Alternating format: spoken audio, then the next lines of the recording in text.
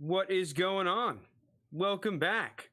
3rd and 20 Dynasty Podcast, Season 2, Episode 48. Already getting towards the end of the season here, lads. Yeah, it's almost time for Season 3. Sorry, my phone just buzzed. We're in the middle of a startup draft for the 3rd and 20 Dynasty League. Shout out everyone that's in it. The draft's been moving a little slow, but I'm excited to get the second 3rd and 20 Dynasty League down. It's 14-team Superflex League. 14 teams has definitely been interesting. Format I haven't played in. I'm not sure you guys have either. No, this is my first Not time in a Dynasty League. I play in a redraft 14-man league every year, which is interesting, but never a Dynasty League. Yeah, with the Superflex, I mean, at least me coming into it, I was thinking, okay, obviously the quarterbacks are going to be thin. And then I was also thinking, okay, running backs are probably going to be a little thin as well. Because there's only like 23, 24. Like, okay, I'm very comfortable starting this guy running backs. Yeah. So, it's been fun. If you haven't done a 14-team league, I would urge you to do one. It's definitely way more interesting. Plus, the 2 extra teams kind of deflates the value of draft picks a little bit.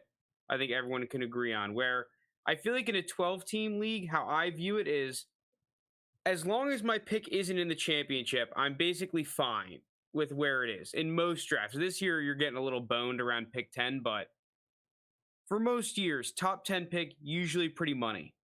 Now it's like a decent chunk of the picks. Almost half the picks are, I mean, not half, but you get the fucking point, right? A good margin are pick 10, 11, 12, 13, 14. That's a decent chunk of the draft.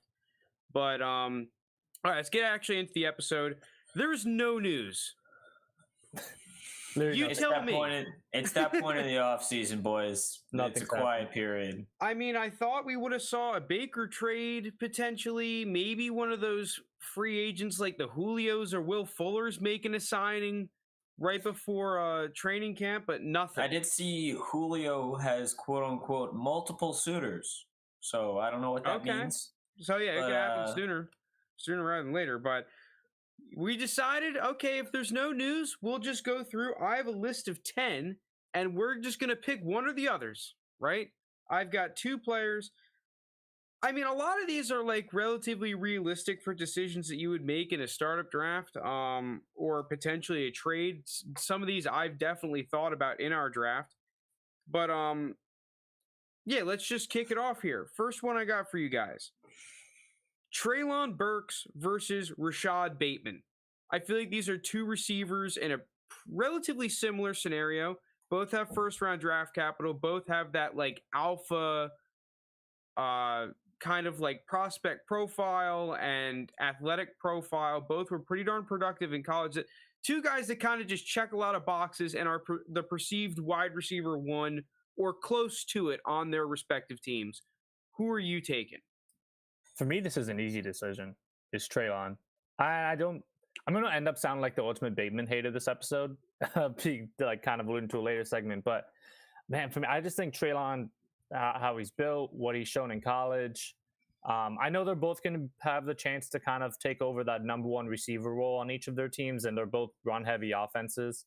Probably 2 of the top 3 in the NFL have run-heavy, depending on how you want to rank Philly in there. But for me, it's Treylon.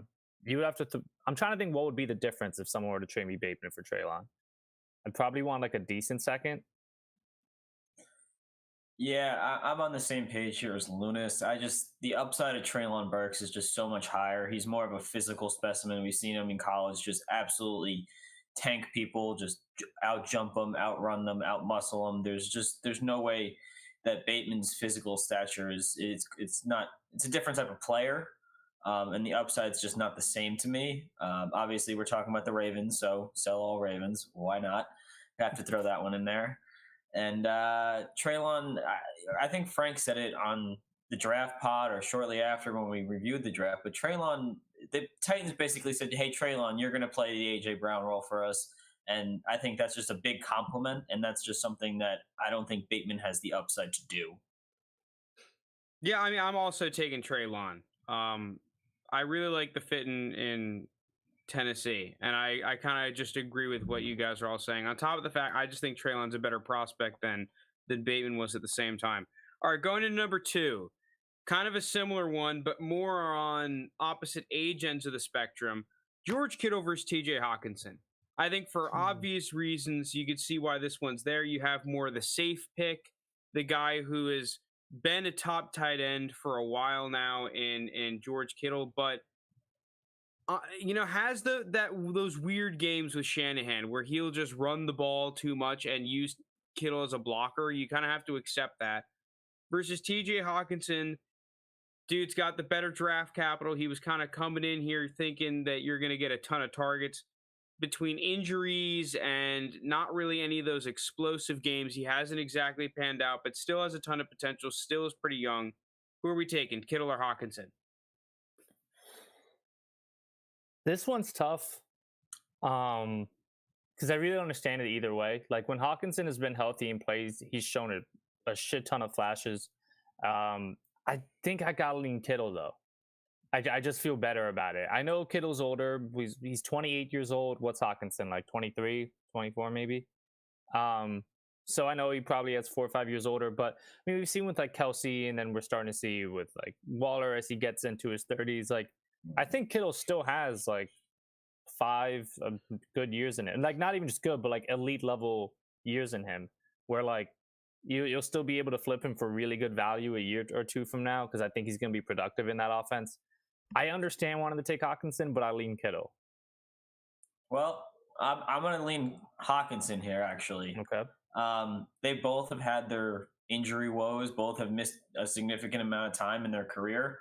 And I'm just going to go. I think they both have high upsides. I think the Detroit offense is going to be much improved this coming season with the addition of DJ Chark, a healthy DeAndre Swift, and obviously Jameson Williams in the draft. I think this offense is going to be better than people think. And I'm going to take the age difference here with Hawkinson and how young he is and just the longevity that you get out of him compared to Kittle here. Yeah, this is a really close one for me. I don't really think you're going wrong. I think the real correct answer is whoever's cheaper. Yeah. If I had to choose one, I think more times than not, I'm with Jake. I'm probably going to take TJ Hawkinson. I do love Kittle. As a contender, Kittle might be the better piece, even though I think that's kind of a bait way to think a lot, but nonetheless, because they're so close. The one thing that concerns me about Kittle is the injuries I feel like are starting to pile up. Yeah, every single year he's had something, and it's starting to worry me a lot. Like, I don't really know. That's definitely tinfoil hat speculation stuff going on, but I feel like that's one of the main reasons why we see tight ends really slow down is that they kind of just lose a step. And Kittle is kind of like Gronk a couple years ago. Not that Kittle won't be good. It's just he's a big yards after catch kind of tight end. That's one of the reasons why he is so successful at the position is that he's the type of dude you put the ball in his hands and he makes stuff happen. If he loses half a step, does that mitigate that extra production that he gets on these shorter routes, dump offs, and that part of his game? That's what definitely worries me. But I'm just going to take Hawkinson because I like the upside, I like the age, and I do think he's going to have a very successful year this year. All right, this is a fun one here because this is one of the ones where the value difference on keep trade cut at least is pretty different. But I think it's with a guy that we all think is relatively overvalued. This is Michael Pittman or Cam Akers. Michael Pittman is a decent bit valued over Cam Akers currently. I don't agree with that. I think Cam Akers is probably undervalued. Just with this fact that he's on the Rams. We saw what he can do as a rookie. I know he didn't come back the way people wanted him to, but I think those expectations were set way too high for him. He came back from a torn Achilles faster than we've seen anyone do, and he just started in the playoffs. He didn't get any regular season. He just was expected to be where he was at the end of that rookie year before he, ruptured that Achilles, which I think is just an unfair expectation for this guy. And now I think a full another year off this injury, he's going to have a full training camp, full OTAs to really get back into that shape. He's still a very young running back, and I just think he's underrated as is. Versus Michael Pittman, I think you said it, he's overrated. I don't get the Michael Pittman love. I know he had a pretty decent season last year, but overall, this Colts offense is going to be Jonathan Taylor pounding the rock 30 times a game. And that's what they figured out at the back half of the season. And I think they're going to stick with it from the get-go this year, So I'm going to take Akers here, even though Pittman is the, keep trade cut more valued player. Again, this is straight up, not Pittman versus Akers and the value difference. This is straight up. You got to pick one. Because I do agree that I think Pittman's a little bit overrated, but I'm going to lean Pittman. I think I don't think he should be as high as, like, what is he, wide receiver 14 or something on keep trade cut? He's like a borderline wide receiver. Absurd. I think that's being overrated. I don't think Akers. I have Akers. He's what, RB like 16 or something on keep trade cut. I think that's about fair. Until like he shows that he returns to the form. I'm just gonna lean Pittman because I think even in a run heavy offense, if you're the number one receiver and just dominating most of the targets, which I imagine he is because he's the number two receiver there, Paris Campbell, Alec Pierce, like Pierce, maybe we'll see, but it's gonna be Julio Jones. Oh, Matt Ryan, Julio Jones, tinfoil hat. Okay. But we've seen with like AJ Brown and Hollywood and Baltimore, you can still be productive being the number one receiver, getting majority of those targets in a run heavy offense. I think they'll be better. Receiver 14 in Dynasty, good, but I do think that's too high. I'm just comparing him to Akers. Akers, I'm just so iffy on until I see him again this season. Because I do think I understand your point where it was unfair. He was rushed back, and his keep trade cut value has just gone down since he didn't play well in the playoffs. What do you expect the guy to do? He's coming right back off an Achilles injury and going to hop into a playoff game. Good luck. Good luck to anybody. I know he looked bad, and I know it's unfair to have expected him to be back to like regular form, but I still I need to see him now this season. Until then, I feel better about taking Pittman. Wide receivers generally last longer. Dynasty outlook. If Akers is back to his rookie year form, it's easily Akers. I'm skeptical right now. The thing is, he doesn't even need to reach that full rookie year form. If he's 80% of what he was, he's more valuable on a team because the running back scarcity is real. And I think you can replace Pittman's value with a lot of guys. Let's be honest. I think people are overrating the age on him and just a few big games from last season. So I don't get the Pittman love, honestly. Yeah, I'm also going to take Akers, but I recognize that Akers is the riskier play. I kind of agree with Jake. I think the Akers is really good. I just think he's going to be the RB1 on a good offense. Joe Herbert, Peter the R School Dynasty, John Smith. What is going on, lads? How we doing? All right, let's get into the next one I have. This one is definitely one I've seen on Twitter. And they're on the same team. Mike Williams versus Keenan Allen. Keenan Allen has always kind of been the big brother to Mike Williams, but Mike Williams just this season now has overtaken Keenan Allen. I think we can all agree that Keenan Allen will still probably outproduce Mike Williams, but you have the age factor definitely playing in now that Keenan Allen's over the 30 bridge. Who are we taking here, fellas? I hate Mike Williams. I just can't pick him. I can't do it. He's burned me too many times. I don't like him. I think he's just he's too hit or miss. Like, I know you say that doesn't matter. It's still fantasy points at the end of the day, but it does. If you're going to have a guy that's potentially going to put up 2 points in a game, I don't want that. Keenan Allen is just an absolute stud. He catches the ball 10 times a game. He'll put up 100 yards easily. He's the more consistent play. He's the better player, talent-wise, in my opinion, even though Mike Will was a top 10 pick. I'm all in on Keenan Allen. I think if you can get him for less than a first-round pick, it's a steal. If you can get him for a second, early second, in this year's draft class, a late first for Keenan Allen would be a steal. Yeah, I mean, in this year's draft class.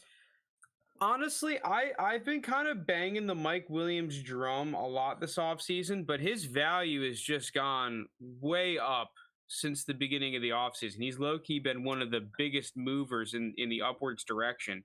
I think it's probably because that extension he's going to be staying. Yeah, that's definitely part of it. I think a lot of people were assuming that the Chargers were just going to cut him. Let him off, yeah. I don't know. I felt that was a heavy speculation, but you can go back and watch the earlier pods if you want to see. You called that. Oh, a lot. I remember. Even I thought he was gone, and you kept on calling throughout the season. You thought the Chargers would bring it back. But I think if I'm picking one straight up, I'm gonna go with Keenan Allen. I think that my qualm with it was that they used to be okay. I could probably move Keenan Allen for Mike Williams plus, and at that point, like if I could have done that at the beginning of the offseason, yeah, I would gladly do that. But if we're talking straight up, or the fact that you may have to even pay more for Mike Williams than Keenan Allen, I'm just going to take the proven low end wide receiver one, potentially even high end wide receiver one. I don't think if Keenan Allen went out there and had a top 5 receiver season, anyone's going to be shocked or be like, man, who saw that coming? Yeah. Like, the guy's a stud. I lean Keenan too. I'm going to agree with you guys. It's close. I think like Mike Williams' value kind of got inflated because of the extension, which makes sense. Like him staying with Herbert is great for him, but I'm going to lean Keenan because it's a 2.5 year difference between them, I think, or 3 years age wise. And Keenan still is amazing. And Keenan, like, he doesn't rely on his athleticism as much as some certain receivers. It's more so his skill and technique. I think he can still be effective for a few more years. So I'm going to go Keenan Allen. But it's close. I traded Akers for a 23 first, 1 QB, 12 teamer. Guy finished second to last, so hopefully have a shot at Bijan Jayusen or Butte, hopefully. I mean, yeah, if you want to mitigate risk. If you think that team's going to be bad, I think that's a great trade. I mean, I think in general, it's a fair price for both sides. I bought Akers for a 23 first, and I'm still happy with the deal, but I can understand why you would want to sell him for that. So if your team is in a position where you're putting a lot of eggs in the Akers basket and you'd rather just have consistent value, I don't think that's a bad move whatsoever. Williams started on fire. He then hurt his knee, and the offense changed a quick passing game for protection reasons, which favored Allen. Yeah, that Chargers offensive line was pretty dog shit. From what I think that might have been 2 years ago, though. I think it might have been pretty decent last year. I don't really remember. Slater was good. So I guess I'll take your word for it. All right, let's get into the next one. Here's a fun one. Derrick Henry or David Montgomery? Derrick Henry or David Montgomery? Mm-hmm. How old is Derrick? Derrick Henry is 28. Derrick Henry's 28. 28, but you know you're getting a freaking stud muffin. No, it's actually younger than I thought. I thought he was like 29 or close to 30. And Montgomery, I believe, is 25? Yeah, 25. 24 or 25, one of the two. I mean, I'll just come out and say I'd rather David Montgomery. I'm a big David Montgomery guy. I think he's a guy that's just consistently underrated. He's shown he's a good running back. I know that one season he finished like a top 5 running back. He had like the easiest second half schedule, and he just went off. And then last year he had a very solid year. But he's still underrated. I think what's he right now on Keep Trade Cut Loon, if you know? I can find out for you in 1 sec. He's RB19. That's absurd. That's absurdly low for David Montgomery. He's behind AJ Dillon. Yeah. I mean, listen, I know Derrick Henry is going to give you probably another top 5 running back finish this season. Yeah. But past that, I don't want any part of a 29, 30-year-old running back. It's just not something I'm interested in doing. I know Derrick Henry is built different, or whatever you want to call it, but I'm still not doing it. I'm going to take the guy that I think is consistently undervalued. I said it on a different pod. I think he's going to be this year's Joe Mixon. I think he's going to have a very good year in this Bears offense and be much, much higher rated come this time next year. So that's I wouldn't go as far as as good a season as Mixon had, because Mixon was, what was he, like RB3 last year or something? Yeah, like an absurd season. I think Montgomery could possibly finish as a low end RB1. Like maybe I think he's probably going to finish in that 10 to 15 or 10 to 14 range. I'm going to leave Montgomery because he was like, and I know Derrick Henry's still a monster. He's going to get a shit ton of carries, probably finish top 5 next season. But my fear is just like, what if he doesn't? Like, what if he doesn't? If Derrick Henry finishes running back 17 or running back 15, people are going to just plummet. It's going to tank. Yeah, like we've seen that with like some of these veterans. Like DeAndre Hopkins was consistently top 5, started to get older, had a bad season, value plummeted. I've seen this story before, so I'm gonna lean Montgomery here, and also I'm just with Jake. I think he's gonna be kind of like the main feature of their offense, him and Mooney. So I'll lean David. I think he's underrated. I'm actually gonna go Henry. Wow. I love David Montgomery too. I think it's very close. It is close. And I understand that I'm probably losing value taking Henry, but the fact of the matter is that this guy, if I have him this year, I don't care. I just get 1 year. This dude is probably the best running back in fantasy football, other than a healthy Christian McCaffrey or maybe a Kamara. I understand the popular answer is Jonathan Taylor. I think he's great too, but fuck, I get a guy who's getting the ball 30 times a game. Yeah. I just think he's too much of a beast to pass up on. I love Montgomery. I agree that he's undervalued and all that. I want the dude who's just going to lead me to a championship. And I think that Derrick Henry is a top 3, top 4 running back in that. And especially now that Kamara is going to be suspended for 6 games, it's looking like. I have such a competitive advantage taking Henry. I don't care if it's for 1 year. Like Joe Herbert saying, if you have Henry, you just got to ride him out. I'll take Henry. I'll ride him out. I'm betting on just my 1 year of studness. Anything that after that, I'll take it. It's just a benefit. All right, here's another. Here's an interesting because I've been doing a lot of. We've only had one intra position one. This is another one of those. Superflex, by the way, for those who might not know, we're a Superflex podcast. Had to mention that because this one is Tannehill. Quarterback. Tannehill versus Hunter Renfrow. Oh, God. This is, I think, kind of a cheeky one because I feel like these are both 2 players who are just more productive, at least Renfrow last year, than their price kind of justifies. But at the same time, neither of these guys really gives you a huge competitive advantage at the position for how stable they're realistically going to be. I think that Tannehill has a little bit more of the longevity concerns, potentially. I mean, they brought him leakless. I don't really have those concerns as much, but it's definitely priced in, it feels like, by the community. Hunter Renfro's kind of a similar scenario, not with the longevity, but the fact that they bring in Devontae Adams. A lot of people are asking, okay, how does Hunter Renfrow repeat the season he had last year? Once again, I think those concerns really, I don't take them too much into consideration because I feel like Hunter Renfrow's role is going to be Hunter Renfrow's role. The target share follows the player. But who are we taking here? This is a weird one. I don't feel great starting either of those guys next season in my starting lineup unless it's like guys are on bye or injuries. I'm going to lean Tannehill because I don't think Renfro's situation is going to be the same this season. Renfrow had an amazing second half to the year. Coincidentally, that same year, Darren Waller missed most of the second half of the season. Obviously, Ruggs had his situation, so he was off the team. Now, a lot of those targets in the middle, Waller's back, and he's still, when he plays, an elite tight end and the target hog in that offense. And you have arguably the best receiver in football, Devontae Adams, added to that offense.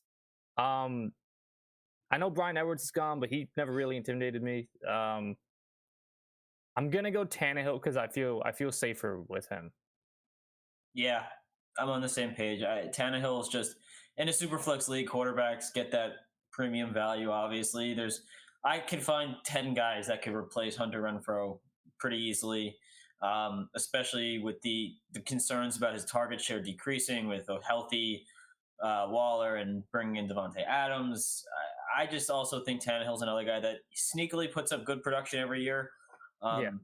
You know, he has some rushing upside. He'll get you a few rushing touchdowns, a couple 100 yards rushing every year. He's obviously lost A.J. Brown, brings in Treylon Burks. We're interested to see how that plays out. But they brought in Bobby Trees. They brought in Robert Woods. I think this offense, again, and Tannehill just wins games. This is a team in the Tennessee Titans that's been very, very good, a top 2 seed in the AFC the past 2 seasons. So, like, I just don't see them making a switch. Don't fix something that's not broke. Just let them ride with it. And I just, with that being said, I'm going to take the quarterback here.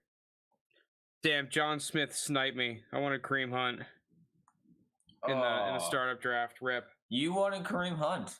Yeah, I wanted the backup running back. Easier to see Renfrow moving to up his production. What's going on, Robert Miller? Renfrow based on age only. I'm taking Tannehill as well, but mainly because of what Jake said, that quarterback position. I just feel like it's easier to replace Renfro's production than it is to find. I honestly think Tannehill is one of the best QB2s for cost. Outside of you Absolutely. having one of the two stud quarterbacks, which is obviously the dream in Superflex leagues, Tannehill's just been worth the investment. I have him on a lot of teams, and a lot of those teams do very well. And I play Tannehill every week. It's not the sexiest pick. He's not the most valuable player, but damn, he just gives me those low-end QB1, high-end QB2 seasons. Yeah, I feel significantly better about if Tannehill's my QB2 in my start on it versus like a Renfro's my like wide receiver 3 or flex. I feel better about Tannehill. All right, let's get into the next one. Oh, where's my other note card? Here we go. This is a really wacky one. Pat Freiermuth versus Tony Pollard. Stop this garbage. I know what two Lounis is guys. Here's my thinking behind this one. Two guys that you're kind of betting in on the future. The Muth, a little bit safer, probably long term, but his situation now for scoring points is kind of wacky. Whereas Tony Pollard, definitely the riskier bet long term, but you could definitely see based off the season he had last year, plus the fact that the Cowboys lost a lot of talent, that this guy's role could definitely increase, Tony Pollard. I'll start this one off. I'm going to take Freiermuth here, just because I think that Freiermuth is a very good investment, but I could totally understand Pollard if you like his upside. Jake's taking Freiermuth. Listen, do you know that Tony Pollard is only 1 year younger than Zeke? Yeah, with like 10 times less tread. Zeke is 26 and Pollard's 25. I don't understand the Tony Pollard love. I get it. He's a good backup running back, and he's very valuable to the Dallas Cowboy team. But as a fantasy player, he is a flex play at best when Pat Freiermuth has the upside to be tight end, a top tight end. Maybe not tight end 1 because he got drafted the same year as Kyle Pitts, but a very high rated dynasty tight end.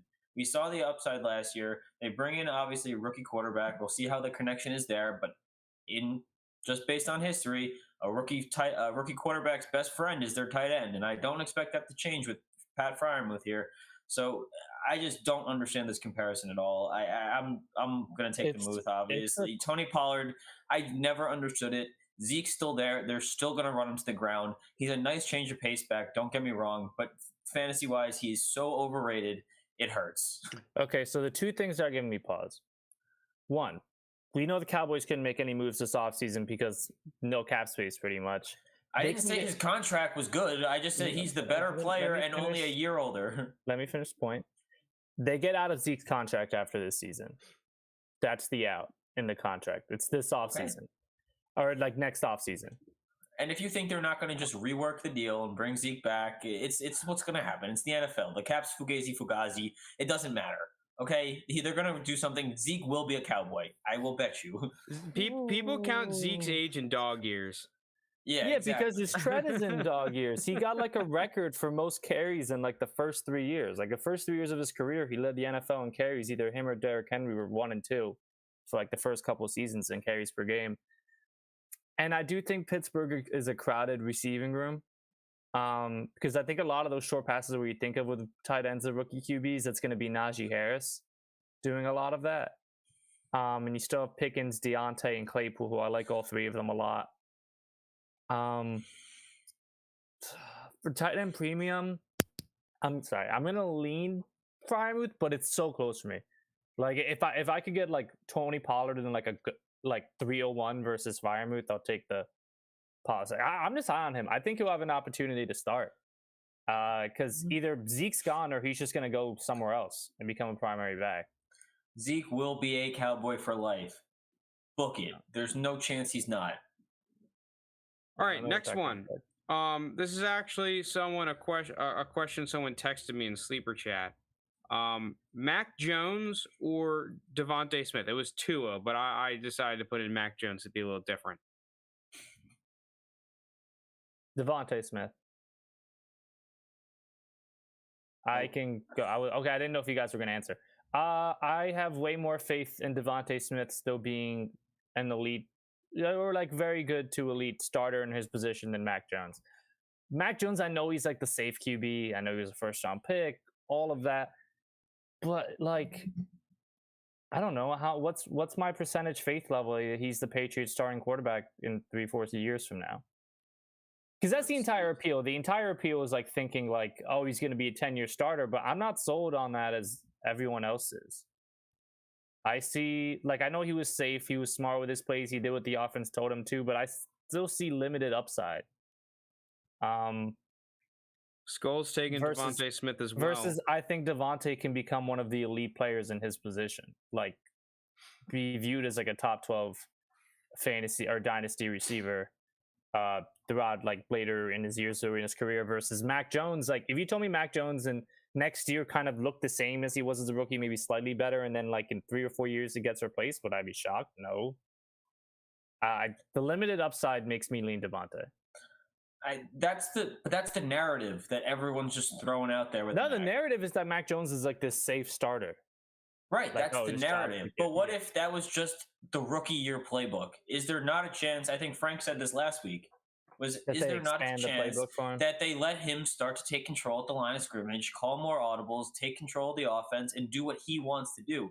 We saw him run a complex offense at Alabama. We saw him do it. He's very smart quarterback. He's very capable of doing it.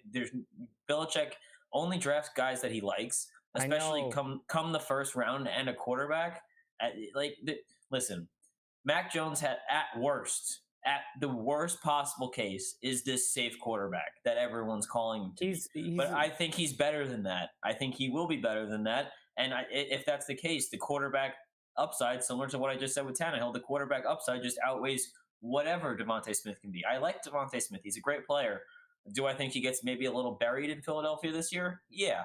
But that doesn't take away that he's going to have a pretty solid season. But with that being said, the quarterback position in a Superflex league is just too valuable. And when you're getting a guy in Mac Jones that I think actually has more upside than people think, that makes the decision pretty easy for me. I kind of agree with both of you. Because I agree with you, Jake, that this narrative that Mac Jones has no upside, I don't understand it. I mean, I saw that dude put up like what? He almost had 5,000 passing yards or some shit at Alabama. I understand he's on a good offense, but fuck, I think the dude's a good quarterback. I love Devontae Smith too, though. I think these guys are so close. I think if you asked me a week ago, I was taking Devontae Smith and pulling a Joe Herbert, Devontae Smith, and pray Hurts leaves, but I think I'm taking Mac Jones, actually. I've really started to warm up on Mac Jones. All right, number 9, second to last one. Justin Fields or DeAndre Swift? I'm taking Swift. Oh, I don't know if I can. I'm taking Fields. I believe in Fields' upside, especially for Dynasty. The rushing forward that that's just exactly. That's the narrative that everyone wants to believe. That's the narrative. Fields has the rushing upside, and he has the arm talent, but he's on the Bears. He's on the Bears. We've seen this. I don't think he's gonna have a great season next year. I'm saying that I'm picking Justin Fields. I don't think he's gonna have a great season next year. His number 2 receiver is Velus Jones. Like I think they've set him up pretty bad. But I'm not gonna be out on a QB Jones. Because like they were set up their first 2 years poorly. I just believe in his talent. I know DeAndre Swift is great. I'm sure DeAndre Swift is going to be a top 10 dynasty back for a while. I like him a lot, especially his receiving upside.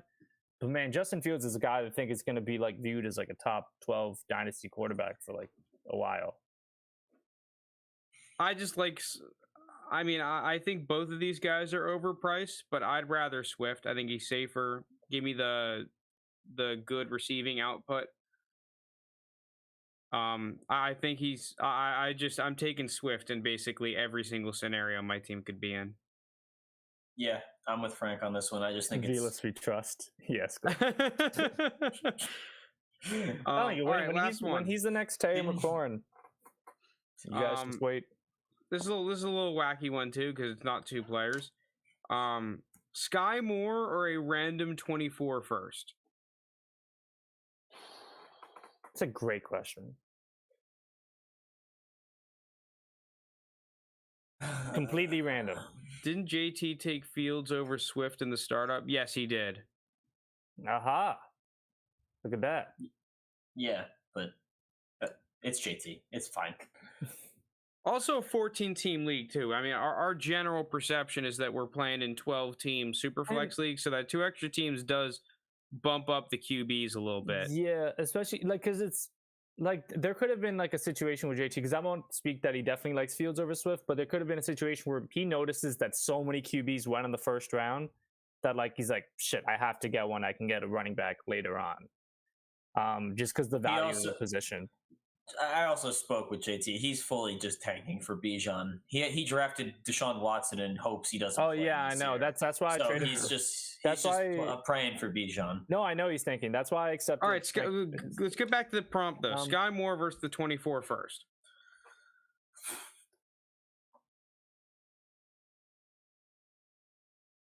Give me the first. Give me the first. Fuck. Kelsey's the weapon I want in this offense. I know he's 32, but this season, I think I'm also going to take the 24 first, but damn, is it close? Yeah, it's close, but give me the first. Fuck yeah, first. I'm taking the 24 first. God, well, that was. Now that Lounis is taking, I'm taking Sky Moore. I don't want to be in the same. That was that may have been the hardest one. Actually, Field Swift was really hard. Give me Sky Moore. Sky Moore, we trust. Because I love Sky Moore. Fuck. Yeah, I'm keeping the 24 first. It's fuck. That was hard. Yeah, okay. First. All right. Is that the last one? Yeah, that was the last one. Yeah, just replace the new segment. All right, we're getting to the actual segments, I guess. So we're going to be talking about this episode, predicting the second year slump. We're all going to come out. I mean, Lounis and Jake definitely have. I only have one guy, but so it's mainly Lounis and Jake predicting second year slumps. So who wants to kick it off? Jake can go first. All right. Well, I have 2 guys on this list. Well, my first one is Terrace Marshall, just because to fuck with JT, and he's gonna just be cut. So that's that one. But anyways, the first guy I have is Najee Harris. The guy is obviously had a great rookie year. He's up to running back 3 in consensus rankings here. I just think that's too high. This Steelers offensive line is middling at best. And this obviously Ben leaves, Juju leaves, even though Juju was hurt for most of the season. I just have a hard time seeing him repeat what he did last season. With that combined with him being an older rookie to start, I think he's already 24, 25 almost.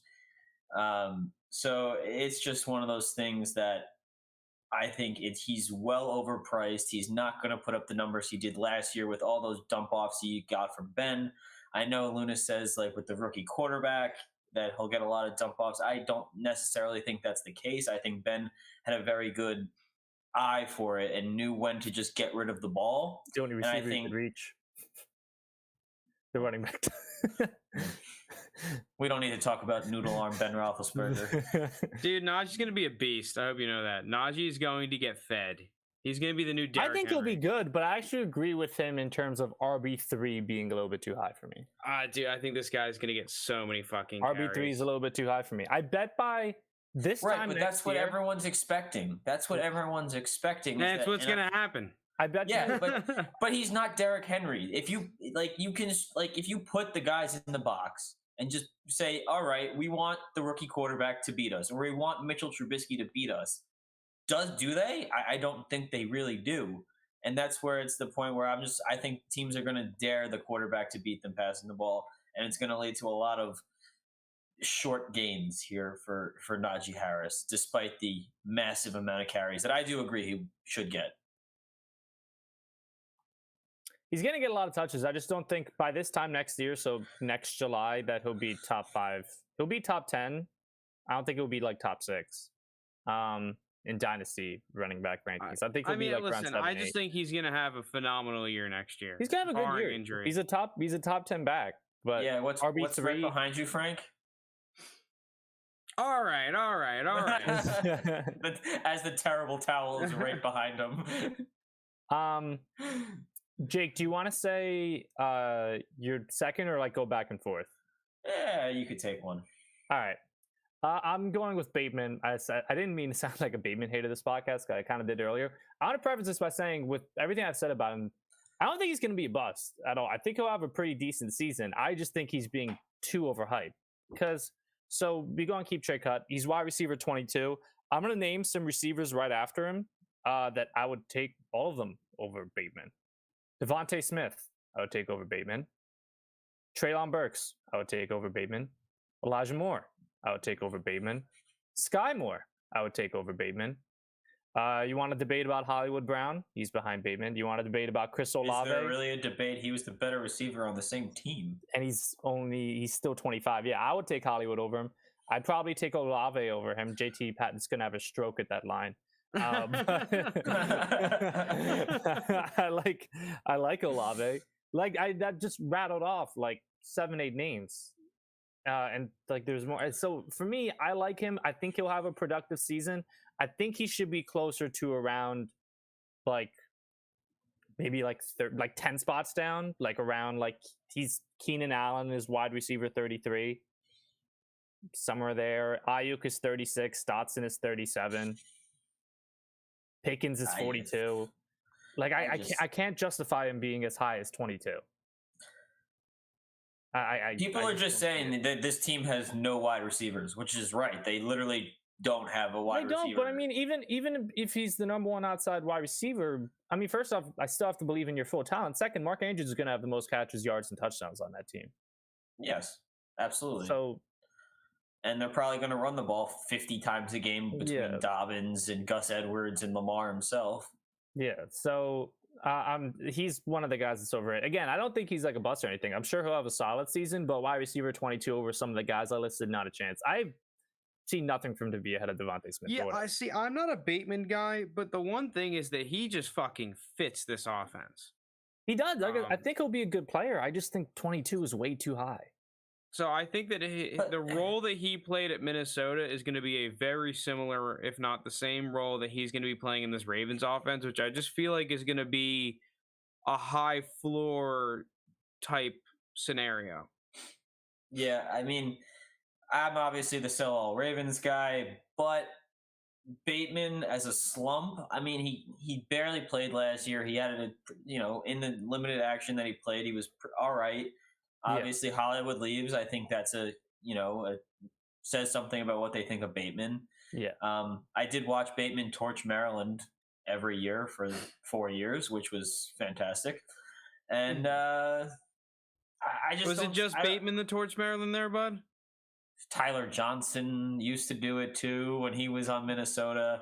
Ohio State, you can name them. I think there was a lot of players that torched Maryland. Penn State. Listen, I feel you. Like South Carolina, we got torched a lot as well, but Maryland had PJ Walker look like a first-round QB. Hey, we had J.C. Jackson. We were J.C. Jackson's very good. We had Darnell Savage on the back end of that secondary. Yeah, I know. I want to specify the name of the segment is sophomore slump, but what we were kind of doing is looking where like some of these rookies who had decent years were ranked on Keep Track Cut and saying, are they overranked, overrated in terms of general perception heading into next season? Because that's going to be the case with my second name also. Dobbins starting the season on the PUP. I thought that he was just going to miss. He's just missing preseason. What I thought, but I could be wrong. So is that's the automatic 6 games you can't get taken off, right? Yeah, it is. That would kind of suck, but. I don't think anything's been announced yet. It might just be rumors. It'll be he tore his ACL last summer. Obviously, ACL recoveries is different for every person, but I don't think he's going to miss the first 6 weeks. But I mean, we'll see. Maybe I'm Frank, wrong. you want to take your one, and then we'll just swing back around here. Yeah, I'll take my one. I just want to find. Okay, here he's at on Keep Trade Cut. I'm going to go with my sophomore slump as Amon-Ra St. Brown. I think part of the reason is that I don't think Amon-Ra is necessarily a bad player. I think that people are drastically overestimating his upside. I honestly wouldn't be surprised if that season that Amon-Ra had last year is like a top 2 season he has in his career. I don't think he's a bad player. I just don't see him as one of these elite level slot receivers in the NFL. I just think he's a good slot receiver. So, yes, I think that he could easily be a guy that consistently puts up, a fairly high amount of catches for like 800 to 950 yards. I just feel like a lot of what's priced into Amon-Ra is the fact that he had like I think over 1,000 yards last year, and that he's going to improve off of that rookie season. I don't think that this Lions offense is going to be that good. On top of the fact that I think Jameson Williams is just a better receiver. I think that Hawkinson is going to demand some targets there. DeAndre Swift is going to demand some targets. And he's the fourth weapon on that offense. But not only that, I just think that the Lions have a good receiving core in general. I don't they even have think Chark. You could argue he's the fifth option. So I'm just scared of how they distribute the targets, and that Amon-Ra St. Brown will become more of a Tyler Boyd than the elite receiver that people are hoping he can turn into.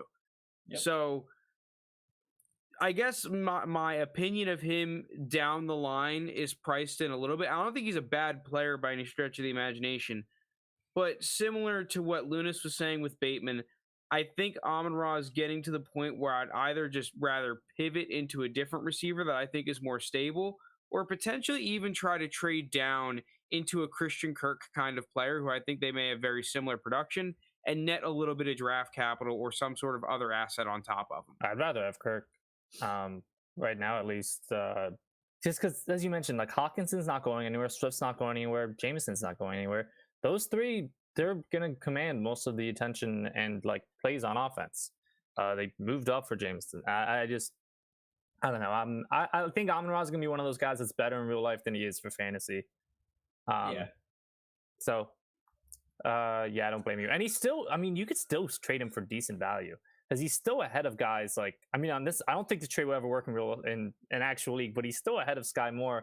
But realistic ones, like, if you could flip Amon-Ra to like Pickens or Jahan Dotson, I like those two guys more long term for Dynasty. And he's like 8 spots ahead of Dotson, like 10 ahead of Pickens. So I'd rather have either of those two over him.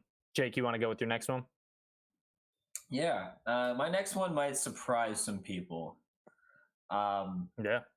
It's Trey Lance, obviously quarterback of the San Francisco 49ers, expected to take over for Jimmy G next season. Mm-hmm. I'm going to preface this by saying I'm a Trey Lance guy. Yeah, you were the big Trey Lance guy last season during the draft. I am, and I still am. This is a Trey Lance podcast. The problem I have is that the hype has gotten absurd. And I think it's very unfair to him to have this expectation. People are expecting him to come in and be like Mahomes when Mahomes stepped in for Alex Smith. Obviously a different type of player, but they're expecting the same type of output. Whether that's rushing the ball, passing the ball, they're expecting the moon here. And I think he'll come in and have a very nice season, but I think what's going to end up happening is that Shanahan is going to scale back the playbook and just kind of say, okay, get comfortable, kid. And maybe as the season goes on, we'll see him, open up the playbook a little bit. And maybe next year we see the full Trey Lance here. But this season, I don't think we see the full capabilities of Trey Lance. I think they ease him into the offense. They're going to rely on Debo with balls behind the line of scrimmage. They're going to use Elijah Mitchell a lot. George Kittle on short passes. And then you're going to see the one deep ball to Jawan Jennings or whoever it's going to be. But overall, I think they're going to ease him in, and you're not going to get that top-end QB finish this season. So for that, I'm saying it's going to be a slump. I'm going to put it in quotes. It's a slump. But in the end, I think Trey Lance will be fine. I'm not worried about him long term, but I think he's just going to underperform to what people expect for next season. I do think he's gonna have some struggles as a starter. I don't think I'll go as far, but I do think it's more so gonna be year 3 where like he's really putting it all together. Right. I just think next year, I mean, we'll see. I think people who have him for next season are banking on him to like give them QB1 production. You're kind of praying for like kind of those like Jalen Hurts rushing stuff to happen to him. Right. We'll see if it obviously does. he but, like, has the you're banking upside. on I it. think That's the thing, you're he's banking on it, which is like right. He's a more pure runner than Jalen Hurts. Honestly, he's a better, more physical runner. I think similar to Cam Newton style, where he's just ginormous and fast and he can do it all. But again, I just don't want to put all my eggs in that basket. I know if you have him, I'm not selling him for pretty much anything, but I would just temper expectations for next year. So that's why I'm calling it a slump. Am I a crackhead for thinking that Trey Lance is actually underpriced? I don't hate it. I mean, again, that's expecting the world. Who would you take in the 7 QBs above him? Unless you mean more so like just total value. I just am thinking about. Actually, maybe he's more accurately priced, but I look at every single player that is below Trey Lance on Keep Trade Cut, and I would take Trey Lance probably over all of them, aside from maybe Trevor Lawrence. And like, I agree with you. I think that there's even an argument that I'd rather have Lance over CeeDee Lamb. That I'd rather have Lance. I don't know about Cooper Kupp just because as a contender, the guy is so fucking good. I'm taking Lance. The dude's just going to be so good. But I can understand, like, if I'm a rebuilding team, give me Trey Lance. Absolutely. I mean, I think if you're a contending team, give me Trey Lance. I'll take Trey Lance. Yeah, if I'm looking at park value. So again, long term, he'll be fine, and I think he probably will eventually move up. But I wouldn't be surprised to have him, knock a few spots this year, just as a mediocre first year as a starter, and then next year we see the full beast of Trey Lance. Lance looks like Steve McNair on the ground. Yeah, I've seen that comp a lot before. I think Matt Waldman is the one who brought that one up. There's definitely a lot of resemblance between the two of them. I guess the one thing that surprised me a little bit about Lance, last point on him, was that I felt like watching him at North Dakota State, he was so developed. And then in the NFL, it's understandable. I felt like he was a little shook when he came in. He wasn't playing like in between the ears and going through his reads and running the offense as well as I expected him to. But then again, if he's getting all the first team reps in practice and he's ready to start this year, I think that's where we see him kind of go back to the college Trey Lance. And to me, that means a lot of fantasy points. Yeah, no, that's fair. Last person I put, again, not really slump, just I think that they're being overrated at their ranking. It's Travis Etienne at RB9. And I'm actually someone who generally, like last year when he was coming out, was a big fan of Etienne. I just can't list him that high when he hasn't shown anything yet, like at all, and he's coming off the injury. He's ahead of Saquon. He's ahead of Dobbins, Nick Chubb, ahead of Kamara. Yeah, his prices snuck up a little bit too high. Like, that's my issue. I have him probably somewhere around, because again, I still like him, and like I was a big fan of him coming out of school, even though some people critiqued him for staying another year, saying, "Oh, he's not that good at JT." I'd probably have him similar to where Kenneth Walker's at, maybe like RB 14, 30. Like, I just, it was the same thing with Akers. Like, I need to see them now post this injury. I'm not going to only hold that stand with Akers. This goes for ETN too, because Liz Frank injury is no joke. Like Jake has brought up before, the players who have had it, none of them have really come back the same. I'm giving ETN the slight benefit of the doubt because he's younger than most of the people on that list, but it's still a concern. Like, it's still to the point where I'd want to see it before valuing him at RB9 over like a Saquon or like a Dobbins. I know Dobbins coming off an injury too, but ACL tears, it's usually much higher success rate coming back. So ETN, our RB9 is a little bit too much. And it's weird. He went up in rankings while being hurt. Like, just like throughout the offseason, he's jumped from like 15 to 9. I mean, that's expected. 1,000 points. That's expected, honestly, in my opinion, just because people, now that it hit the offseason, people are not so much in, competing mode. They just, in the season they forget about him. They're like, oh, Yeah. he's hurt. I'd rather have this other guy, and that just messes with the keep trade cut algorithm. And pushes him down. Now that it's the offseason, people are like, oh, yeah, remember when he was a first-round pick? Yeah. Yeah. And then it just bounces back up. Man, I'll tell you what, I've been fighting a sneeze for like an hour. Can't let the sneezes win. Bless you. Well, because once I start sneezing, it's not going to stop, and that's not quality content. I don't know. It might be. Welcome to the 3rd and 20 Sneeze podcast. The sneeze cast. All right, I'm getting the over-unders on the screen here.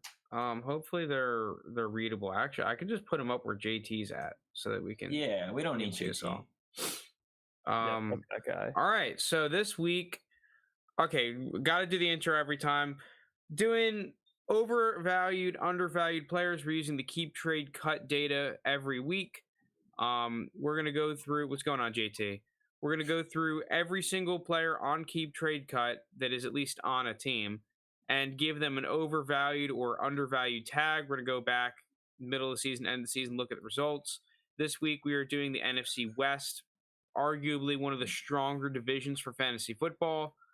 There's really good players basically for every team, except for the Seahawks here and there. But nonetheless, let's get into it. We've got Kyler Murray, Arizona Cardinals quarterback. I have a strong feeling we're all going to have a U here. Yeah. Yep. Yes, sir. Yeah, I think not really much needs to be said. This guy, you can make an argument he should be a top 3 quarterback, and you're getting him at a discount compared to a guy like Justin Herbert. He's just kind of lived up to the hype at about every area of his career, and he's got all the tools you really want in elite fantasy quarterback. I don't really think anything else needs to be said. For me, BQB4. I have him ahead of Lamar and Burrow, but behind that top 3. So let's actually get into it here at Matthew Stafford, priced at QB 13. It's so tough because I feel like he's like perfectly rated for me right there. Same. I guess I have to go underrated just because he was really good last year, and I expect the same. Okay, the sneezes are winning. I'll be back in a second. I'm gonna go overvalued. Jake, I agree with you. Where I think it's literally the exact perfect ranking. Oh, this is hard. I'm going to go over. I don't feel good about it. I don't feel good about it. But I could see some guys behind him potentially passing him to where maybe he falls to 15 or 16. Like if Zach Wilson blows up this season, if Tua does really well this season, we'll see what happens with Watson. I mean, if we're playing it like, will he be rated higher or lower at this time next season? He's going to be ranked lower. He's going to be a 35-year-old quarterback. Yeah, I know, but that's only just because. Yeah. No, I understand what you're saying. I don't think there's a wrong answer because I think the right answer is just saying that that's accurate. I'm interested to see why Frank thinks he's overrated because I say O, but it's like a lowercase O. Frank's battling the sneezes. Allergies. Yeah. I don't really think he's terribly overrated. I think this keep trade cut price is better than what I feel like I see him going for. I think mainly the reason I think he's overrated is that in a lot of startups, I feel like I can just get other quarterbacks at a better price that I'd rather hold. Like I love Matt Stafford. I've been a Stafford truther for a while now, but I mean, fuck, I've seen Trevor Lawrence go after him in some drafts. And fact of the matter is, like, I think that there's an argument for me that I'd rather have Zach Wilson straight up. So the fact that I could get a guy like that significantly lower priced, and I can understand if someone would rather have Tua in a dynasty league, because if Tua pans out and is a QB2, with his longevity being priced in and even potential upside, I just think that as an investment, it's a little bit of a better investment than Matthew Stafford. But that being said, I agree with you guys. This is not a bad price. This is probably just an extremely fair price. So fair price on a vet, I'm just going to lean overvalued. Okay. Drew Lock at QB 38. Man, this is a really annoying one because I'm not a fan of Drew Lock, to be completely honest with you. But at the same time, it's hard to put an O here. 38. Yeah. He's not valued as a starting. No, I would quarterback. take Stafford over Tua, JT, but I can understand because, like, I think that Zach Wilson, Tua, there's guys in that tier, so I can understand if you're a Tua truther, rather Tua. investing in him than Stafford. JT, why'd you spell your name like that? JT Akala. I thought for a second, I was like, what if it's like someone impersonating JT? I think at the end of the day, I'm going to roll with JT here, and I think I understand what he's thinking in that I just don't want any of these Seattle quarterbacks. None of these guys are starters. That's why I got a soft spot for Drew Lock. Quarterback 38's a joke. If he's a starter for the whole season, even if it's just this season, he's better than quarterback 38. Yeah, I agree. Sam Darnold's a starter. He's QB 40.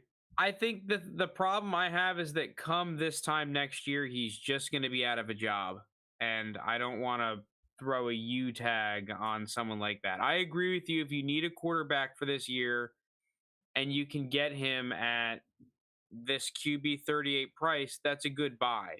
But that doesn't mean I think that he's an underrated player from a more zoomed out perspective. Okay. If Tua pans out, goats will fly. You better watch your mouth, Joe. All right. I mean, we were just talking about Trey Lance here. Trey Lance, QB8, pretty highly valued, but like I said, I just lean undervalued. I think Trey Lance will pan out and be a very good. Going to be the only O? No. Oh, you. Again, like I said, long term, he's definitely undervalued at QB8. But for next season, yeah, you just think next season he might kind of underwhelm some people. Okay. Jimmy G. If incompletions and interceptions count as points, I would say that Drew Lock is way undervalued. And dances on the sideline. All right, Dances on the sideline. He's winning. QB 36. I like Jimmy Garoppolo, but I just think that his time is just about done. I'm going to go underrated. I'm with Loon here. 36. I'd rather move him up a couple spots than down. I think he will get another shot for a starting job. Fuck. I might go U as well. Now JT's on the island. Because at the end of the day, I think you're right. In terms of talent, he's probably a top 32 quarterback in the league. Yeah, I mean, he was just. I mean, as much as I like to shit on him, and like, he just went to the NFC Championship last year. I know he played bad in some of those playoff games, but he still went there. I think he'll get another shot at a starting job. James Conner at RB28 now. We're moving to the running backs. What are you guys thinking? Man, I think he's undervalued slightly. I actually expected this price to be a little bit higher for James Conner based off the season he had last year and the fact that Chase Edmonds is no longer in the picture. You would have thought that on Keep Trade Cut, he'd be a top 25 running back. Because he's not, I have to throw the U tag. He signed the 3-year deal. I don't love James Conner. I only have a share of him, I think, in one league. But at the end of the day, if you invested in James Conner at essentially every single point in his career, except for that after that one Pro Bowl season in Pittsburgh, it's been a good investment. And I don't think that that's necessarily going to change here. I feel like you buy him at this price, he's probably just going to overperform it and be a pretty darn good player on your fantasy team. I think he'll overperform for next season. Dynasty-wise, I'm not really. Like, I know James Conner was great last year. I think by next offseason, they're going to bring another guy in. There are guys around him that I like. I think they have more long-term upside. I mean, you guys know how I feel about like a Pollard, his long-term upside, a CEH, a Miles Sanders, Kareem Hunt. Those older guys around like that 29 to 32 range that I believe in Dynasty long-term upside more. But I understand from your perspective. I do agree that if you've been able to buy him, you've gotten a great return on your value. I just think at this point, I think he'll be pretty good next year, but I'm not a big James Conner believer. All right, we're going on to the backups here. You guys have some underrated tags on Keontae Ingram.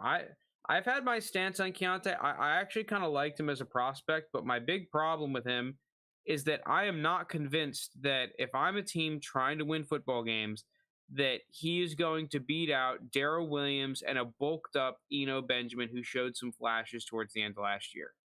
I think that there's a darn good chance that Keontae Ingram is the third or fourth running back on this team. And the fact that he's the highest valued of the backups and the perceived handcuff, I just don't agree with. So I'm going to have to go overvalued here.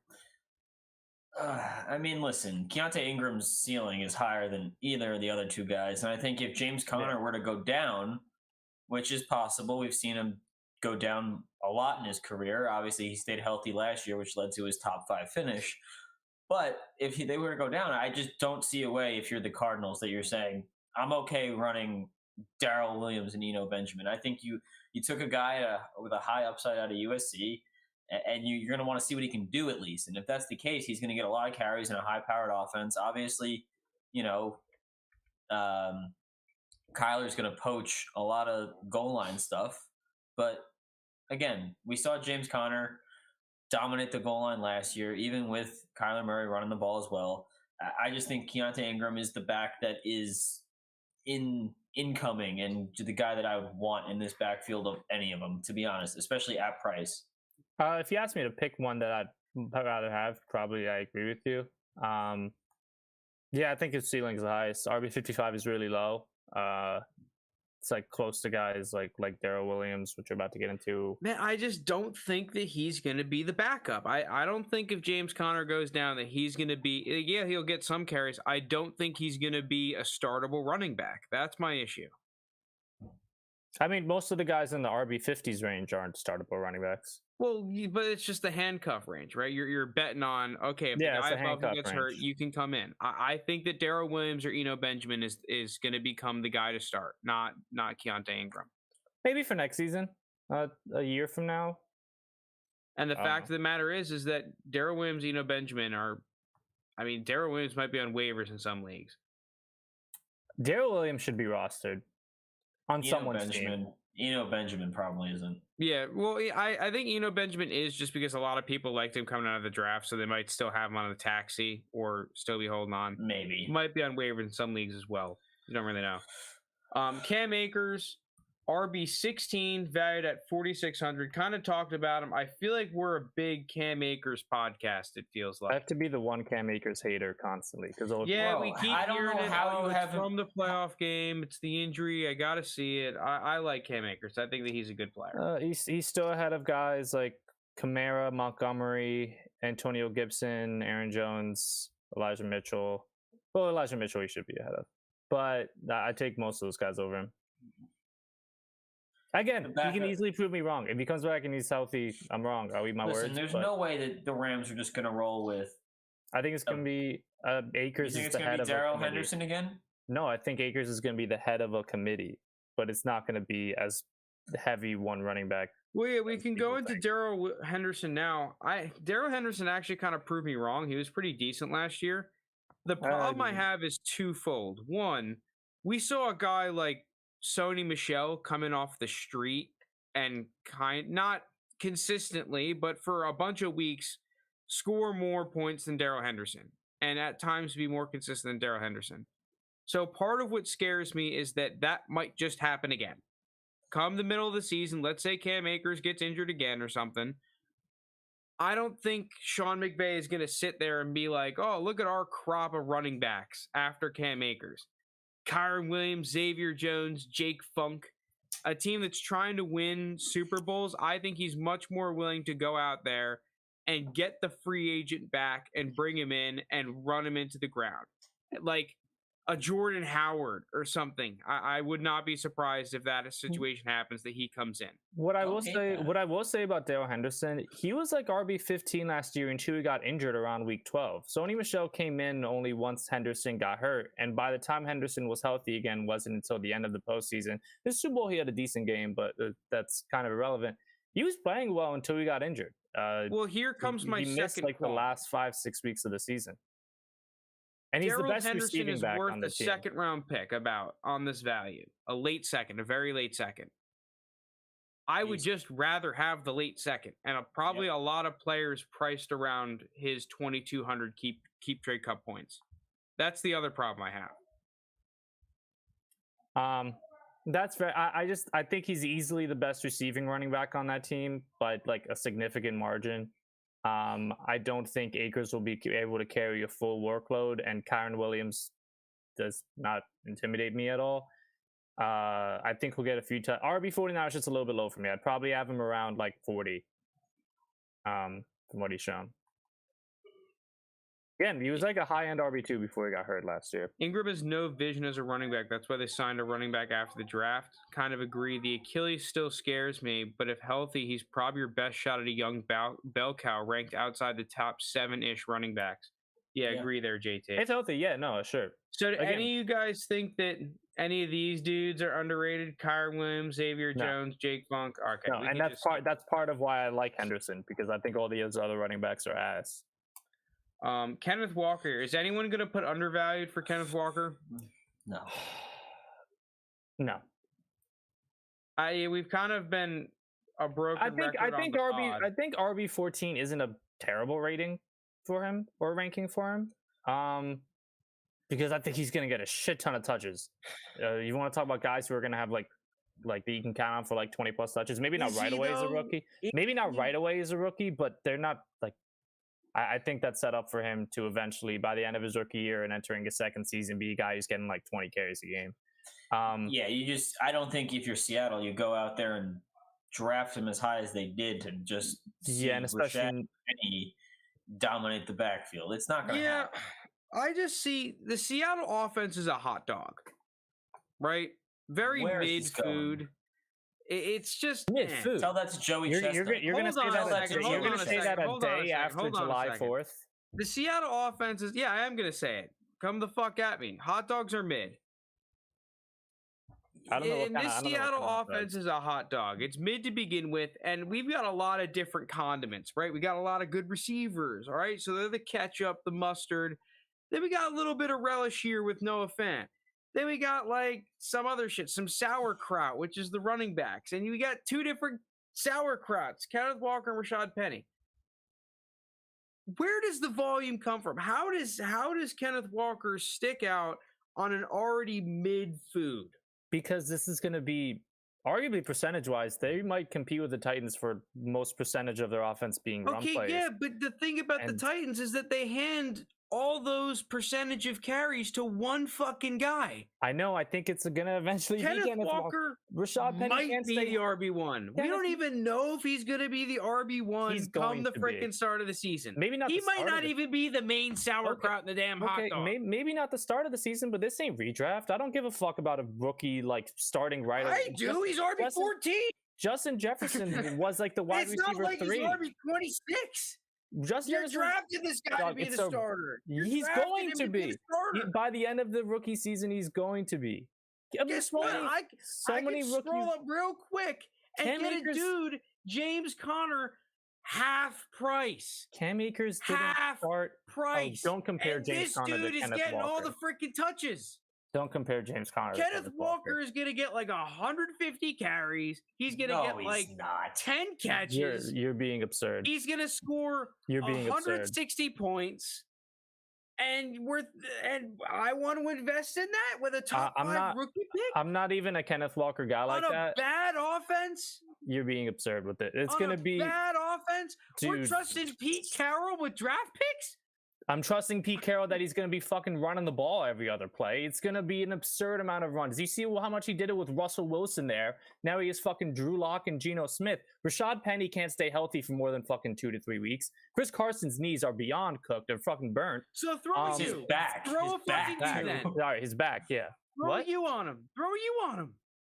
I think it's a fair ranking. You're defending him, throw you. I think if RB14 he's going to get 1,000 carries on the highest rush percentage offense. Where's the you? Where's the you, Lounis? Because I just think I would probably have him if I did my own rankings around 15, 16. But you're acting like this guy's like a scrub. He's going to be good. You. Okay. Where is the you? I'm gonna put a U because I think you're being Thank you. low on him. Thank you. At least you're not a fraud. Rashad Penny his entire career hasn't been able to stay healthy for half a season. Rashad Penny is a better running back right now, I think. That's why they spent an early second when they're entering a rebuild on a running back. You're talking about the Seattle Seahawks with draft picks. They don't make sense. They'll just be like, yeah, a position we don't need? Fuck it. How about a first? Oh, a dude that's a mid-4th round grade? How about a second? How about this? Going to be better than Rashad Penny. They can't draft for shit. He's going to be better than Rashad Penny. We're talking about a team that their entire staff is going to be canned this time next year. It's going to be all new. I don't care. It's his backfield for the next 4 years, at least. It's going to be his. The key to awesome kraut is adding brown sugar to sweeten it. What do you say, P to the R? Is that like steroids to Kenneth Walker? Drew Lock will be throwing incomplete dump-off passes to Kenneth Walker. Wait, is JT talking to himself in the chat? Yeah, yes, he is. By the way, he is talking to himself. This guy is insane. I like that over for Kenneth Walker at 550. I think that was easy money. Now up to 650. That doesn't surprise me because Penny's already gotten hurt and training camp hasn't even started yet, which was fully expected. Yeah. All right. All this other trash. I'm just gonna throw a bunch. Oh, I mean O's, not U's. I have a little bit of a hot take here. What's that? I think Elijah Mitchell is slightly underrated. I do as well. I think Elijah Mitchell is pretty darn underrated, to be completely honest. Now, I'm going to come out here and just preface this by the fact that I liked Elijah Mitchell as a sleeper last year is 100% playing a role into why I think he's undervalued. I'll be the first one to admit it. Like, I have an emotional attachment to Elijah Mitchell's success because it makes me feel smarter than I actually am. Right?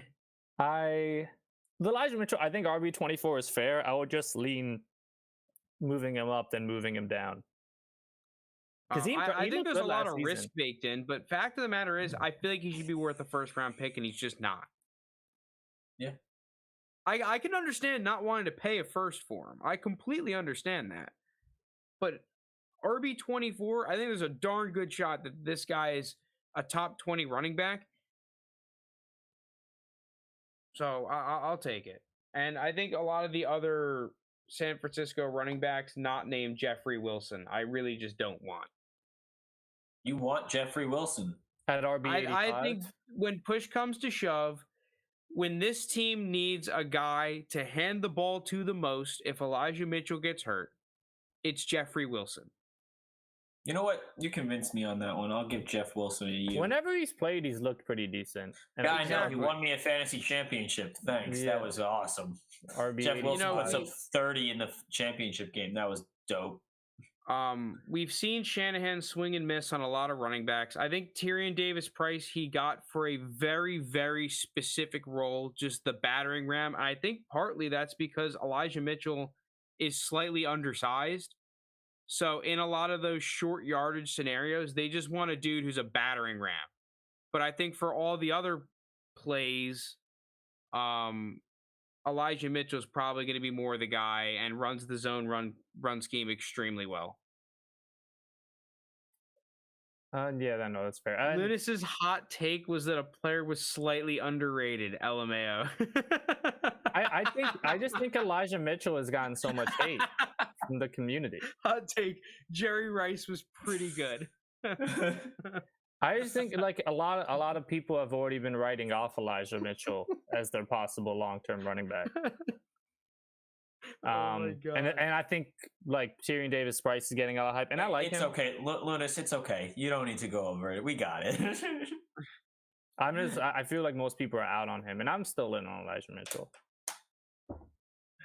No love for Trey Sermon. Got some love for Jeffrey Wilson. No love for JaMychal Hasty. All right, let's go on to the tight ends. JT was the only person who said Elijah Mitchell overrated. Okay. I'm going to join JT here with his U's. Yeah, I really like this tight end group from Arizona. I think this is going to be a good tight end room. Trey McBride for the long term. Zach Ertz for the short term. I really don't think you're going wrong investing in either of these guys, especially at these prices. Like the fact that you're getting them outside of top 12 tight end prices, fuck yeah, sign me up. On the contrary, I don't know what's gonna happen with this. Maybe I'll lean Bryson Hopkins is underrated. I don't really believe in Tyler Higbee. Is he had a major injury right at the end of last season? Correct me if I'm wrong. I don't know. Yeah, just very. These other guys are a little bit of developmental dudes.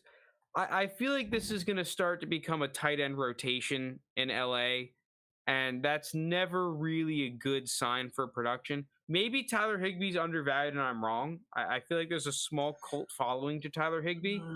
I just Higbee? This offense is going to run through, obviously, Cooper Kupp, Allen Robinson, and then whoever's playing the running back position. So I just think this tight end, whoever it is, regardless, is not getting a whole lot here.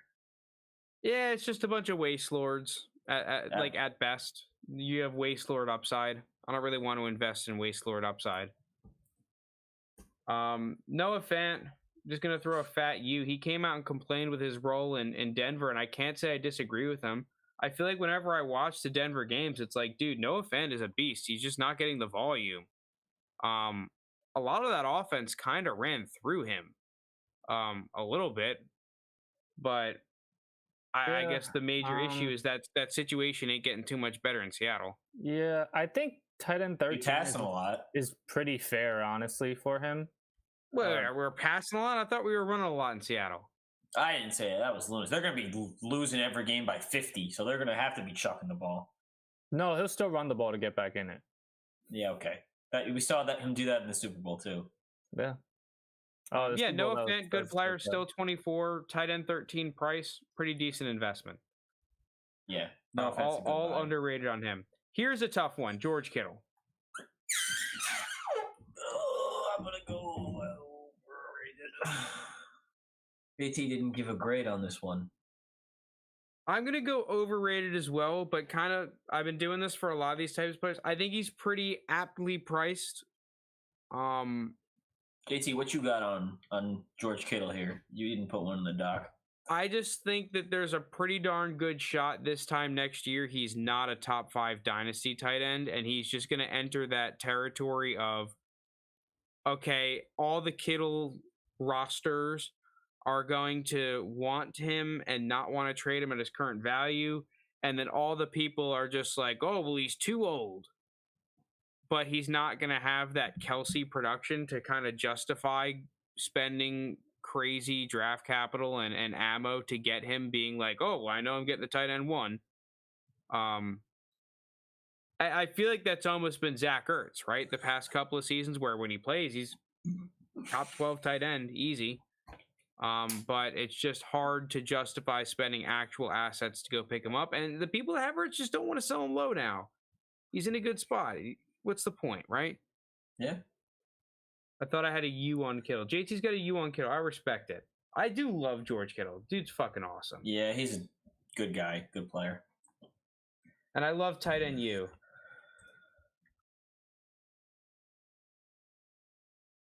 All right, going to the receivers. I think we're all going to have a U on Hollywood. And it's funny because I felt like I would have rather have had an O. I just thought his price was going to go up more after the trade. I thought that he would have gone into the top 20 dynasty receivers, but he just kind of hasn't. Yeah. I'm shocked for a guy that's only 25 still, has had some decent years with the Ravens, moves to a more pass-heavy offense with a better passer, and he didn't go up as much as I thought. So yeah, I'm buying at that price. Wide receiver 25. I don't think you're gonna be able to get him at that price. It's just a safe price to buy him at. Like I feel like that's probably around his floor if healthy. Is wide receiver 25. Yeah. Yeah, he's like the ultimate pseudo vet. That guy that everyone thinks is way older than he actually is. People think Marquise Brown is old. That's crazy. I mean, he's been in the league for 3 years already. So. D-Hop at 47. Oh, D-Hop overrated, Frank? I just don't want to really Overrated? invest in him, to be honest with you. At wide receiver 47? Yeah. I think he's cooked, bro. Bro, I think he's cooked. Calvin Ridley is cooked. DeAndre Hopkins is just suspended. Like, Cook the dude's gonna books. come- I don't know if he's physically cooked. I think he's Oh. cooked, bro. I don't know. Listen, I went through. I feel like I went just- through this song and dance with Julio, and I was like, every single year, dude, he's gonna bounce back. Dude, he's gonna bounce back. Dude, he's gonna bounce back. Well, guess what? I don't want to fucking bet on it. All right, I don't want to. I'm out. Yeah. Oh, you got some nerve after saying that, and then you're 1-2 from now. Okay, yeah. At wide receiver, 127. The don't dude know. is priced as if he's cooked. We're This talking dude's about priced to be AJ fucking charred. Green. As AJ if you Green left him in at the wide oven and fell receiver asleep. 127. The oven's on fire. It's beyond. He's I just mean, not this gonna see guy the might be a field. starting. He might be the wide receiver 2 on this football team week 1. You're not wrong. Great. He's free. He's free. Now, if you He's talk free. to Parker, he's not free. I'll tell you that. Okay, yeah, don't go out and pay anything for him, but fuck, he's free. 700 on Keep Trade Cut, he's free. Yeah. Why not? In startup drafts, he pretty much is. Yeah. Uh, I don't know. yeah, we you should all take have an him. You should take him for your next pick in our startup, Frank. AJ Yeah, Green. good. We also all have an underrated tag on Rondale Moore. Oh crap! Did I which- not make my pick in that league? No, I think you're on the clock still. Oh, shnikes. Yeah, Rondale Moore. I know it was crazy. Like after the first 2 weeks of his rookie season, he started to get like too overrated, where people were like, "I need a first back for him." But then I think he eventually turned underrated. Yeah, at wide receiver 54, 54 is just low, man. The problem is I want to see how he interacts with Marquise Brown. I feel like they run a lot of similar routes here. I wish. I mean, I'm sure that they plan to do this. I would use him in the Chase Edmonds role, like more often. They're not So gonna that do- receiving they're not guy. They're not going to do that. That's what I think you'd be hoping for. Just like to get into the ball and stuff. I just think 54 is a little bit too low. I still like Rondale more. Yeah. Only 22. Wide receiver 54 on a good passing offense. That's too low. Yeah. Rolling into the Rams, we got Cooper Kupp at wide receiver 4, and we all have the overrated tag on him. Dude, who do I take? This is a yikes board.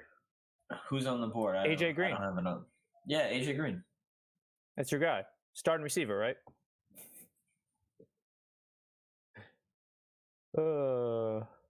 You got jokes there, bud. I don't even know. Okay, so we all had. You can make your pick. Me and Jack are gonna carry on for Cooper Kupp. Cooper Kupp at wide receiver 4. I think there's a decent chance he finishes wide receiver 1 for next season, but there are going to be this next wave. What fantasy points wise? You don't think he could finish the wide receiver 1? I mean, I think he can, but the likelihood there's people don't repeat as wide receiver 1 very often. I mean, people don't Is- break records that he broke last season very often. Yeah, I don't disagree, but people don't repeat as receiver 1 very often. I think the last person to do was Antonio Brown when he was on that unbelievable streak. But other than that, no one finishes. No one repeats. So even if he does have a good year, it's not going to match this triple crown that he just won this year. On top of the fact he's already 29, receiver 4 in Dynasty is just way too high.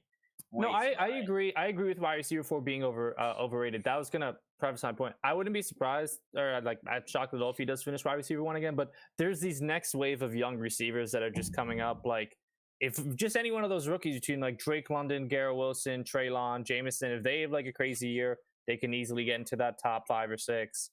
We saw, let with alone Waddle, the fact that Jamar we saw it Chase with and Higgins. Chase and Jamar Jefferson aren't going anywhere. Aren't going anywhere. Yeah, they're both 22 and 23, I think, respectively. Yeah, and like there are guys in that range, like so many young guys who could easily get back in the top. It might be hard for DK this year, but DK is one of those guys. Like I think DJ Moore, DJ Moore, yeah. So he's just gonna go down. That's just the nature of the game. People are still riding high off this Triple Crown season. I get it, but in Dynasty, you got to look past that. Yeah. Allen Robinson at receiver 45. I have a feeling we're all going to have an underrated tag, except maybe Frank. I don't know. If I kept it consistent with Hopkins, I might have to with Allen Robinson also. He's still only 28. I feel like he's fairly priced. I think it's fairly priced. Yeah, we all got the underrated tag on Allen Robinson. I say fairly priced, yeah. Oh, shit. Yeah, I think everyone agrees with the price. Maybe it goes up a little bit, receiver 40 range, but overall he's nearing that dreaded 30 mark that no one wants to see for a wide receiver. But Frank, you and I have almost identically have the same receiver rankings, except for John Smith. AJ Are you in the Green. chat? What do you want for Kareem Hunt to move back to this pick? Oh, live trade. Well, Joe Herbert says Rondale is officially a bust. You're saying after one season? Kupp is no Denzel Mims? Yeah, no one said Cooper Kupp was Denzel Mims. What? I'm pretty sure I heard Lounis say that. That was his hot take. Oh, that was my take. That Cooper Kupp is Denzel Mims. I low-key like Tutu Atwell. I think he could have a role in this offense. I agree. I think he's going to fill that role that we kind of saw Djax fill for a little bit for them last year. I just think he was too raw coming into the NFL, and he had to beef up a little bit. And I think a full year in the conditioning program with the NFL is going to do that for him. He's still a speed guy, and just receiver 113. He's basically free. He's in that AJ Green range where you're like, I'll give you a fourth, maybe. Like, it's just so low at this point. I know people are going to hold on to him because he's still 22 and they'll just drafted him last year in their rookie drafts, but he's nearly free. Yeah. No, I think that's too low. And I'm not even really a Tutu Atwell guy. I was hating on him for a lot of last year's draft when they drafted him as early as they did in the second round, but I think 113 is kind of ridiculous. Man, a lot of use there. Did not expect that. All right, sounds good. DK Metcalf at wide receiver 10. I'm going with an easy U. I mean, to be honest, if we were talking just straight up talent, DK's probably a top 5 young receiver in the league. Yeah. Yeah. I took him in the startup that we're doing right now, and you guys were shocked. I'm like, hey, I don't. Maybe not you, but Lounis was. That I took him over AJ Brown, and I was just like, I don't know. DK's a beast. Oh yeah, no, that's what I was shocked at. I don't think the pick was bad. I just like AJ Brown. I like if AJ Brown I went the pick before. I think DK is a great pick. You can't really go wrong. They're both super talented young receivers. That was a good pick where it was. Tyler Lockett at wide receiver 55. He's overrated. He's done. He's done skis. Tyler Lockett. Tyler Lockett had value because he was good buddies with Russ. Now that Russ is there, I just don't see you don't believe in Drew Lock and Geno Smith's deep ball? Nope. Not at all. Yeah. But all of those targets are going to go to Metcalf. Then we got Dwayne Eskridge at receiver 122. I don't like Dwayne Eskridge at all. But I'm going to say underrated because 122 is crazy. He's 776. He wouldn't even be eligible for our stock thing. Yeah, I'm going to go underrated as well. I'm not an Eskridge guy, but that's... I like Eskridge. I think the fact of the matter is that instead of looking at all the negatives with Eskridge, I'm just going to take into account the fact that this dude's free. And most day 2, if they break out receivers, are going to break out in their second or third year. If we're looking at the Seahawks, they're in a rebuild. They have a young player who has some talent. I think there's a good chance that Tyler Lockett is not on this team next year. So is it a good shot that he becomes a top 24 receiver in his career? No. But that's definitely fucking priced in. I mean, this guy's the same price as AJ Green, for God's sakes. Yeah. JT, we got it. He's 25, and he's older than DK Metcalf. We got it.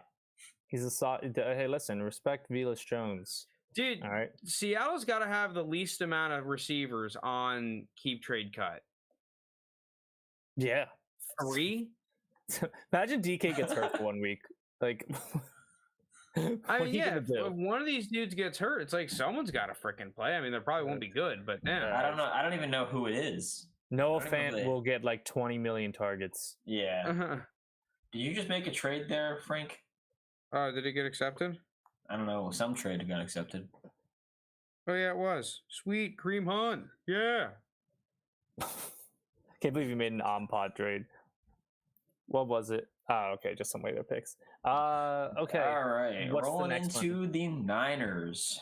Yeah, we got Deebo Samuel to start off. Yeah, I'm gonna go overrated on Deebo Samuel. I feel like he's a popular overrated target. And Listen, I love Deebo. Underrated. Great player, but 5,600. It's not even the fact that he's like wide receiver 8, because I think there's a damn good argument he's wide receiver 8. It's that 5,600 that is the tough pill to swallow. I feel like you're just going to be investing in a depreciating asset. He's a great player. Don't get me wrong. I think I would rather just tear down from Deebo. I think that is more of the play, and you could probably successfully do so. Going into a guy potentially like a Hollywood, or going even further down the chain and picking up significant draft value, draft capital.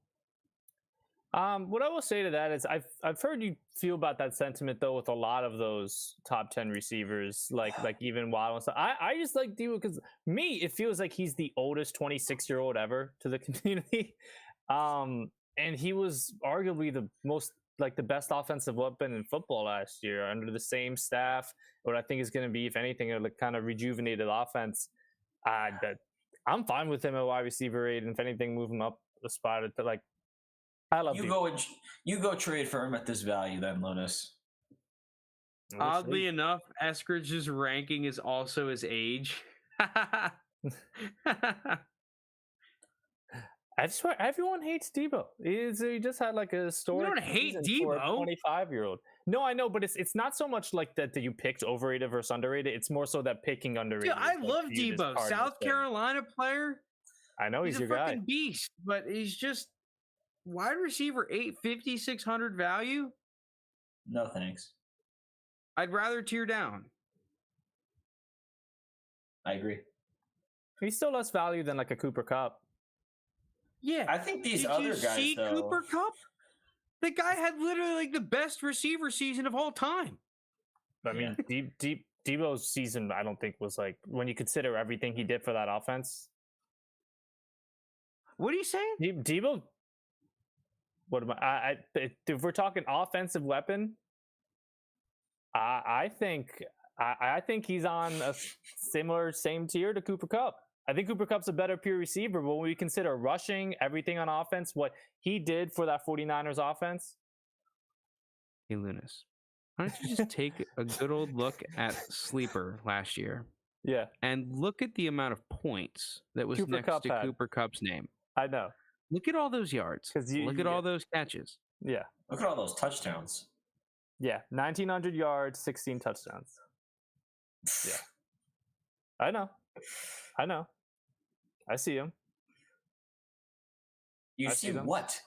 1,900 yards and 16 touchdowns. And I also see Deebo, 1,400 receiving yards, 365 rushing yards. So close to 1,800 total yards and 14 touchdowns at a younger age.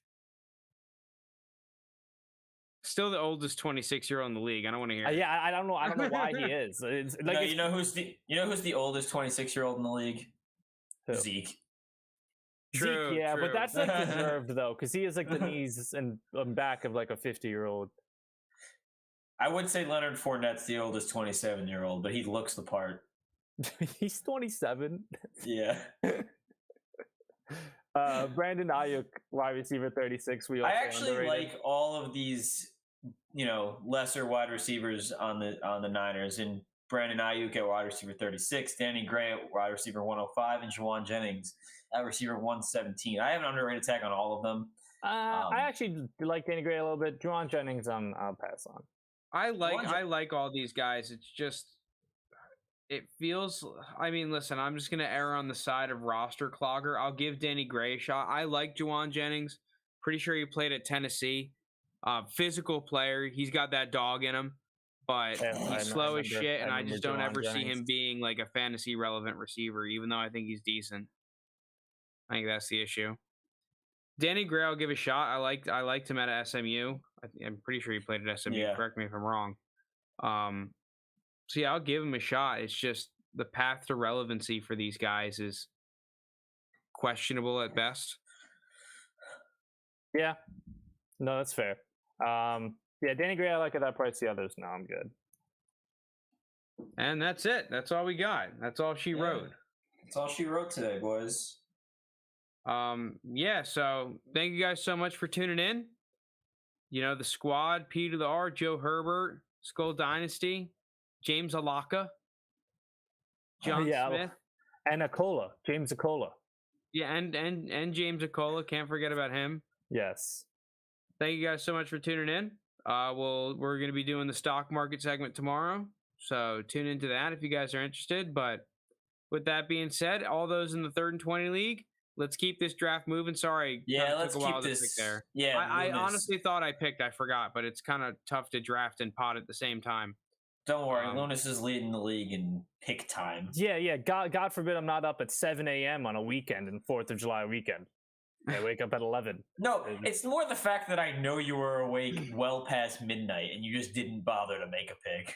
Yeah, but at that point I was not in a condition to make a pick. Yeah, but thank you guys so much for tuning in. Like, subscribe, all that jazz, and peace out. Thanks, guys.